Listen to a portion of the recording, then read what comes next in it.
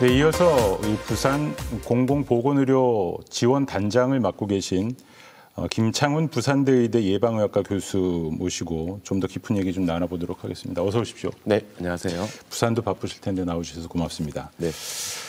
자, 우선 공공보건의료 지원단이 어떤 곳인가요? 뭐 보셔서 아시는 것처럼 여러 가지 공공병원이 취약한 곳들이 다 지역이지 않습니까? 예. 그래서 공공의료에서도 보건복지부의 역할도 굉장히 중요하지만 시도의 역할이 굉장히 중요합니다. 네. 그래서 시도의 어떤 역량들을 좀 지원하기 위해서 지금 설치되고 있는 게 공공보건의료 지원단이다 이렇게 보시면 되겠습니다. 지역마다 조금 시차가 있는 거죠. 경남에도 아마 최근에 네, 작년에 설치된 거죠. 그렇군요. 자, 이 지금 코로나19 사태 보시면서 공공보건 전문가로서 좀 어떤 생각이 드시나요? 뭐 지금 되게 사투를 벌이신다라고 하는 게 적절한 대답일 것 같은데요. 난감히 교체하시는 것 같네요. 예. 네. 근데 뭐 별반 이제 공공병원이라는 데가 항상 드라마에 나오면 되게 그 지역에 있는 공공병원들에서 근무를 하라고 하면 예전에 해민서 같은 예. 그런 비유가 지금에도 거의 맞다, 거의 유사하지 않나 이렇게 생각이 듭니다. 네. 이 앞서 잠깐 이제 짚어봤는데 OECD 국가 중에 우리나라 공공병원, 공공병상 모두 꼴찌다. 이게 왜 이렇게까지 된 거죠? 기관수, 병상수 측면에서 모두 굉장히 부족한 게 현실이고요. 원래 이제 의료기관들을 배치를 하고 이렇게 만들어내는 것들이 보통은 의료기관을 먼저 만들고 그다음에 의료 인력들을 양성을 해서 이제 운영하는 게 일반적인 상황인데요. 네. 우리나라 같은 경우에는 이제 제도의 설계를 할 때 일단 건강보험 위주로 해서 비용 지원하는데 우선순위를 뒀던 것 같습니다. 네. 그러다 보니 비용 지원은 사회보험인 건강보험을 통해 지원을 하고 네. 그리고 공급은 대부분 민간 의료기관 그리고 거기에서 선택은 이제 국민들이 하는 이런 구조로 정착이 되다 보니까 네.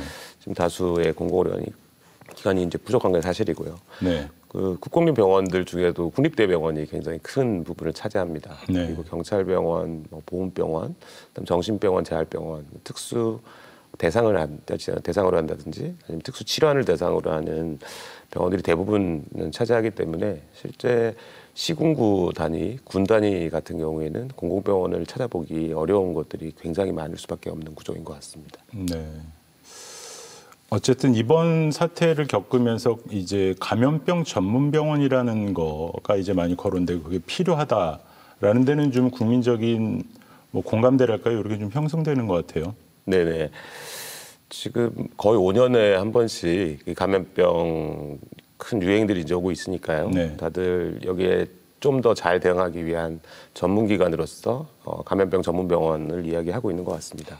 특히나 뭐 다른 나라의 사례들을 봐도 감염병 전문병원 형태로 공공병원에서 운영하고 있는 사례가 많고요. 네. 평상시에 여러 가지 대응 감염병을 위한 교육 훈련부터 여러 가지 체계적인 대응 방법을 개발한다든지 네. 훈련을 한다든지 이런 것들의 역할들을 하고 있는 기관이 필요하다는 인식이 감염병 전문병원에 대한 요구로 이어지고 있는 것 같습니다. 저희가 이제 이렇게 말은 하고 있지만 감염병 전문병원이라는 부분에 대해서 명확한 개념 이해가 없다 보니까 이게 뭐 논란, 혼선 이런 게 있는 것 같아요. 뭐 이렇게 나라에서 그냥 지어라. 감염병 전담병원을 따로 만들어라 이런 게 있는가 하면 우리 현실적으로 우리나라 그렇게 민간 의료가 대다수를 차지하고 있다라면은 그 인프라를 좀 활용해서 맡기는 거는 또 좀 어떨까 뭐 이런 부분에 이견이 좀 있지 않나 싶기도 하더라고요.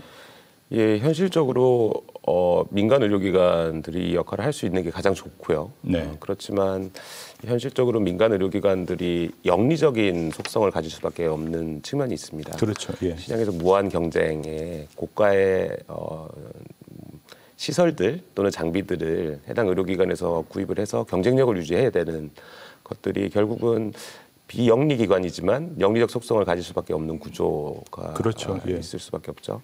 그런 와중에 감염병 병원과 같이 평상시에 수익이 안 나는 어떤 시설들을 민간 의료기관에 맡겨서 운영을 할 때 실제 공공병원들도 이게 부담을 느낄 수밖에 없는 상황들입니다. 그런 네. 상황이면 공공병원에서 안정적인 지원이나 평가, 다른 어떤 사회적 요구들이 받아들일 수 있는 그런 구조가 있는 공공병원들에서 운영을 해야 실제 여러 가지 어려움들이 좀 줄어들 수 있지 않을까 이렇게 생각을 합니다. 네. 실제 최근에 그 아주대병원의 곤욕외상센터 같은 경우에도 생각보다 협력의 이런 모형들이 네. 생각보다 잘 작동을 하지 않는 경우가 많이 있습니다.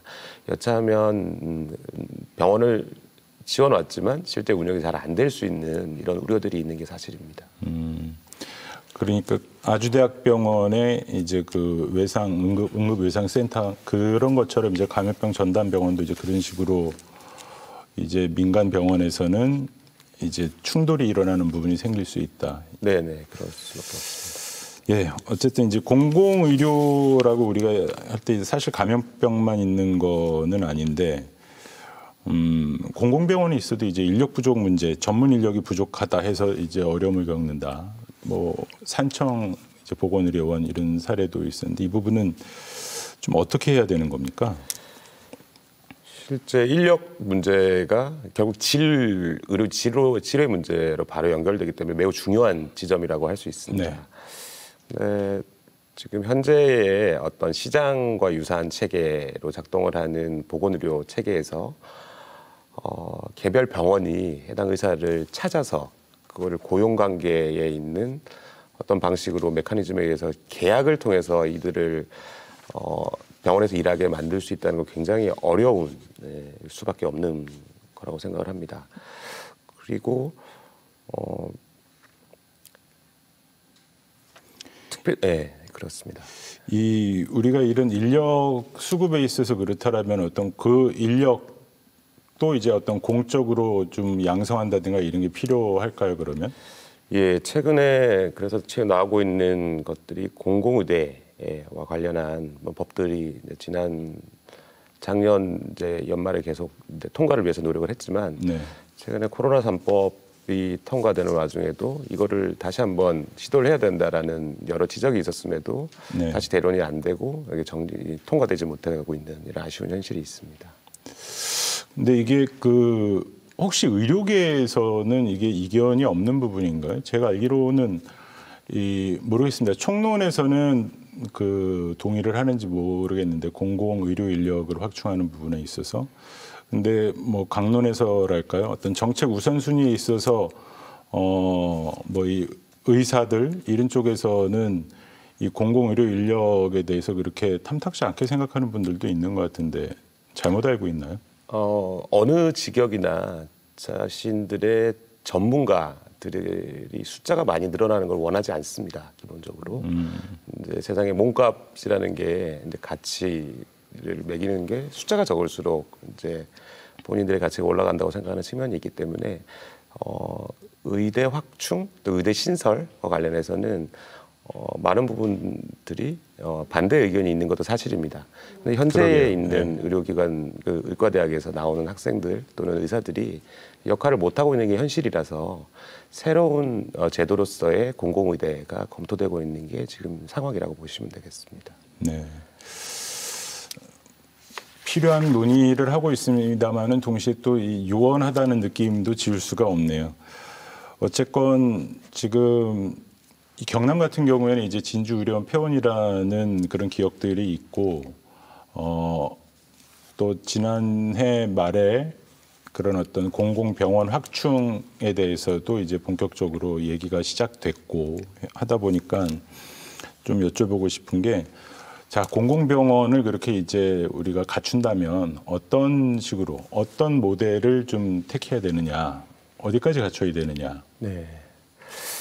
일단 지금 현재 코로나 바이러스와 관련한 여러 이슈에서 보듯이 네. 감염병, 격리 병상을 포함한 음압 시설을 포함한 여러 가지 시설은 갖춰야 될 것 같고요. 음압 병상 등등. 예. 평상시에는 결핵이나 기타 감염성 질환을 치료하는 데 활용이 가능할 거고 뭐 이런 역할들을 해야지 지역의 안전망 기능이 수행이 되리라고 생각을 할 수가 있겠습니다. 네. 거기다가 심혈관 센터나 지역 응급의료센터, 요즘 어린이 산모들을 위한 진료 시설은 반드시 포함을 해야 될 것 같고요. 네. 그리고 지역에 있는 의료기관 그리고 보건기관들과 협력을 이룰 수 있는 여러 가지 체계들이 같이 뭐 구비돼야 되는 거는 당연할 것 같고요. 네. 거기에 지금 산청 보건의료원 사례에서 나왔다시피 여기서 일할 수 있는 인력들이 잘 지낼 수 있는 잘 지원책이 같이 마련되는 게 서부 경남 공공병원의 핵심이 아닐까 이렇게 생각을 합니다.